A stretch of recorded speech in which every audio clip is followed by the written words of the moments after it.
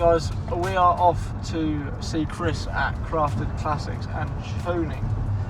He's got a 70 something mini GT for us.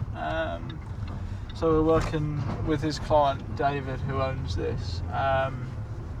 So yeah, it's a really nice car actually, and I think the client just wants to build the ultimate GT Mini. So we're here for the job, and we're ready for it, and yeah, let's make it happen. So we hope you guys enjoy it. We've got the team loaded up in the car, ready to pick this thing up, and yeah, we're going to lift it on the trailer and get it back to the Concourse Classics workshop.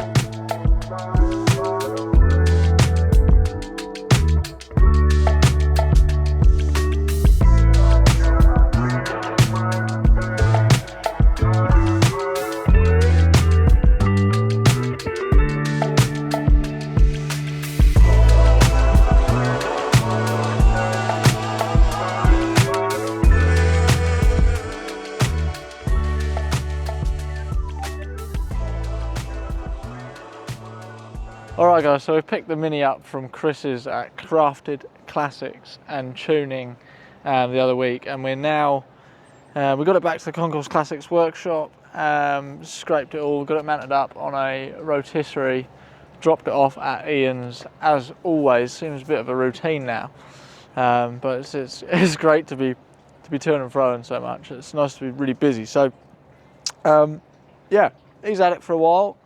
We're going to hop in the big green machine, see what's left of it, and yeah, pick it up, bring it back to the workshop, make a start on doing some of the filler work, and yeah, crack on with the project. So let's go for a sunny drive in the Suffolk countryside and catch you there.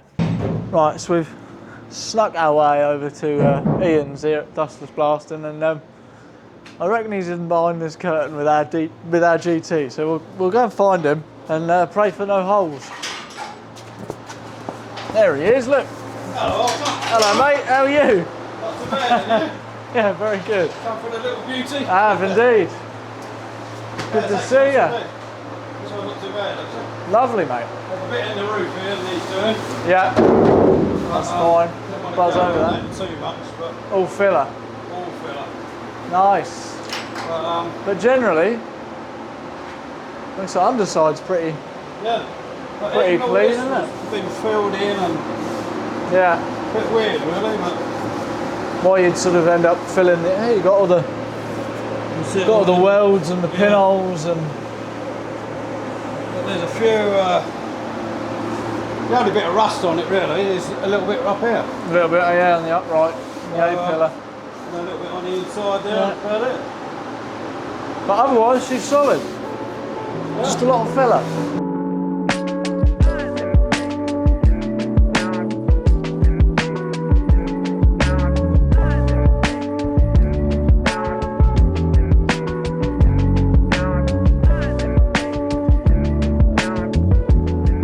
There's nothing really more satisfying, I mean personally, than coming here and seeing something that either was, you know, pulled out of a barn and all rotten, or you know, just a freshly blasted shell. I mean, it's lovely. Must make your life so much easier. You don't understand. Yeah, you don't understand how crucial you are, really. Yeah. You can't ever stop doing this. You do realise that. So I think all in all, we're quite happy with how this turned out, and I think the customer's going to be as well. I mean, there's never nothing, is there? You know, there's always. Down on epoxy. Yeah, so that'll be the next sort of stage. Yeah, give it a good clean and good blow off, and lock it all down, get the epoxy on there, and yeah, bake it as you say. Get it nice and hot. I mean, that's the key with, especially epoxy. You know, before you put it on, you want to be able to get your booth up. If you've got an oven. Preheat it before you. Yeah, absolutely. Oh, okay. And yeah, get it up to 80 degrees in there. You want to be able to feel that panel and it be hot, sort of thing. So once you've epoxied it, you put it back in the oven again, or leave it in the oven. Yeah, so you pre-bake it, epoxy it, and then bake it again, and then give it 2 or 3 days. You need the heat and you need the, yeah. It's wonderful stuff if you treat it right. Oh yeah, it's lovely, isn't it? Yeah. Can't beat it. No. Keeps all the moisture out and everything else. Yeah, but that's the thing, it keeps all the moisture in as well. Yeah. So, you know, Well, it stops the air, doesn't it? you keep the barrier there, but if there's obviously moisture underneath, it's going to go, it can't go up through the epoxy, so it goes back through the metal.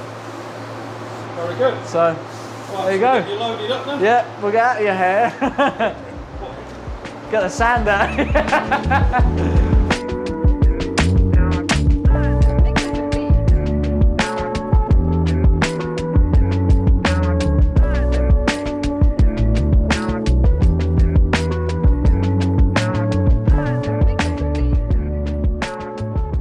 Alright guys, so we're back at the workshop, and yeah, all in all I think we're pretty happy with it, as you heard talking it through with Ian. Yeah, all in all, very nice mini shell. So we're excited to be getting this back in the workshop, and I'm sure you'll see Chris very soon tear into a couple of little bits that we've got going on here, but again, nothing major, and won't be too long before we get some filler and primer and paint on this, and away she goes. So yeah, stay tuned and see you on the hot side.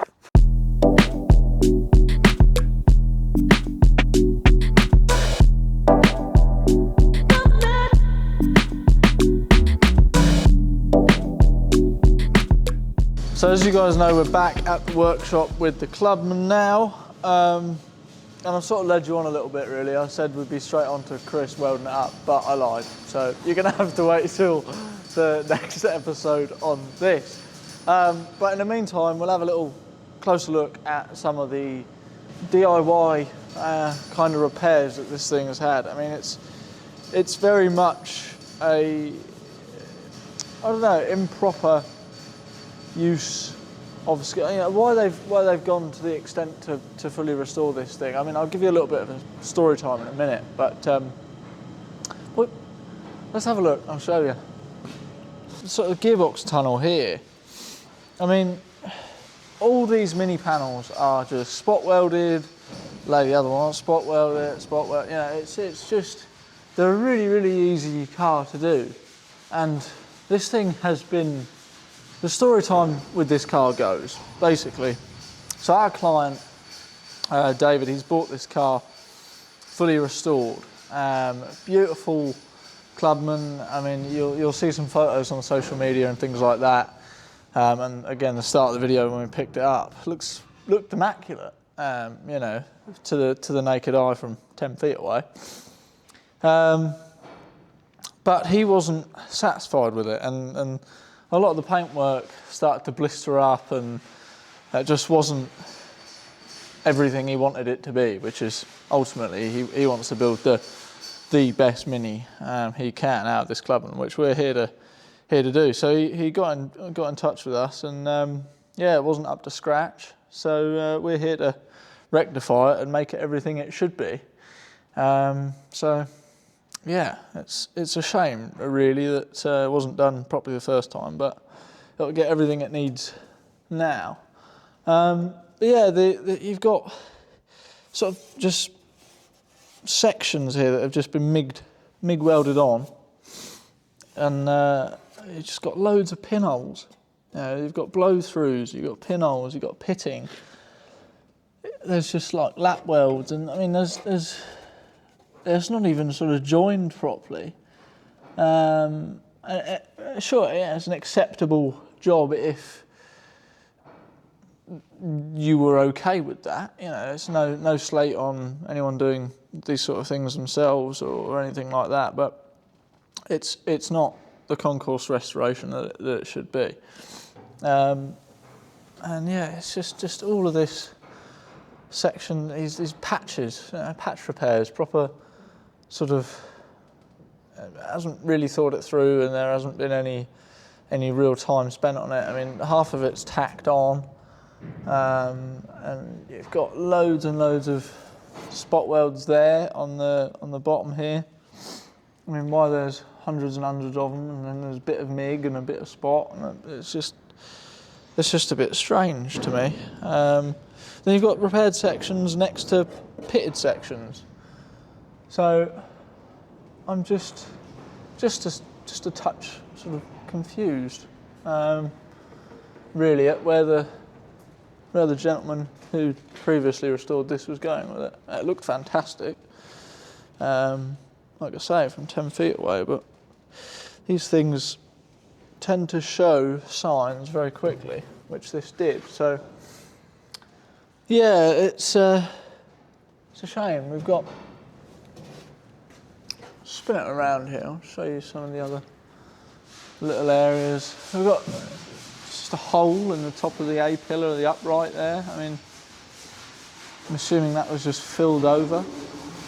We've got some more gouges and sort of MIG weld and holes and pinholes there. I mean, I'm meant to have a nice seam here where the rear quarter joins the sill. Again, that's not there. You know, that is all wafer thin steel, all blown through. Same sort of thing up here. I mean, you know, it's fine. It's not bad, but it's just not great. A little bit of pitting up here on the roof skin as well. See where it started to blow through here on the edge and around it. And again, this bit is a little bit uglier. There's some more blow throughs and just a lot of MIG weld and filler and just fill it, seal it, prime it, paint it, forget about it sort of attitude, which isn't great. Yeah, I keep finding more and more little bits on this as we go around it, so we're going to have to be quite thorough. Same sort of thing on this side as well. On the C-pillar, just more MIG weld and holes. It has all new panels on it. I mean, the new quarters had new sills, had new sort of floor sections, but then in other areas it had patches, so it's just a bit strange. You've got blow through on the edge of the gutter there, more pitting and corrosion. This again is quite bad on the front here. And there's just holes and lots of MIG weld and no repair sections. I mean, it's not a difficult job. And the masses and masses and masses of filler. I mean, this here, this sort of dent in the roof. I mean, I might even get a level and show you, but I don't know, it might make you feel quite ill. There's probably a good couple of inches of filler in there. The rest of it's okay, but it's just a lot of filler. That's all really tinny. I mean, to a point, there's going to be an element of being able to bring that back out with some heat. Get Chris on there with a blowtorch, but yeah, it's just fill it and forget about it kind of attitude. Some more sections in here. There's again some more holes and some more MIG weld. Lovely standard stuff. You got a patch in here. Up the top there, more holes, patches. These are meant to be part of the inner wing, but you can see how it's almost just been lap welded and MIG'd over. But I don't know why you'd go to this extent and then ignore bits. It's strange, very strange. Yeah, there's a little bit on the interior, I'll show you guys as well if we come around this side. I mean, yeah, just under the dash, under here, I mean, it's just, again, you don't see it, it doesn't particularly matter, but it's just full of filler, and you can see all of everything I was telling you about underneath from the top, and it's just as bad. The floor's all dented in. A lot of the time mini floors are, for whatever reason. I mean, whether people fail to get the jacking points right and end up putting the jack on the floors, I don't know, but always seem to be pretty dented up. But yeah, we're looking forward to putting this right and building, as the customer says, the ultimate GT out of it. So with the help from Chris at Crafted Classics and Tuning, he's taking care of the rebuild in terms of the assembly side of things and the engine and all of that. So this will be a peppy little GT, whether that's having a built 1275, I don't know if it's having a performance head or twin carbs, not sure. But if you follow Chris over at Crafted Classics and Tuning, he'll, I'm sure, fill you in and post lots of content on this as well. So you'll catch Chris in the next episode, and we'll start buzzing up a lot of these holes. And I can imagine there's going to be a bit of buzz it up, burn it through, and we're going to have to end up having to make a little section to go in there, which is really tedious, but it's just is what it is, I suppose. So yeah, another Mini, awesome, we love it. Really excited to do this. This is a lovely colour as well. It's going the same green, don't worry, everyone's going to be commenting already. Is it going the same colour? Yes it is.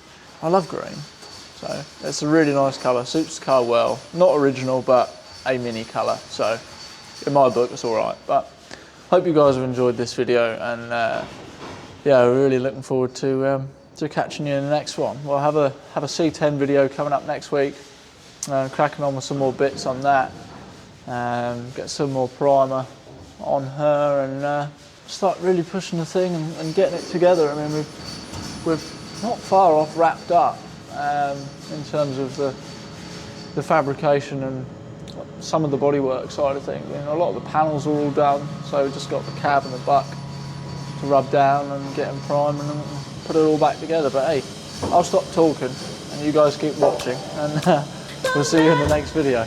Cheers.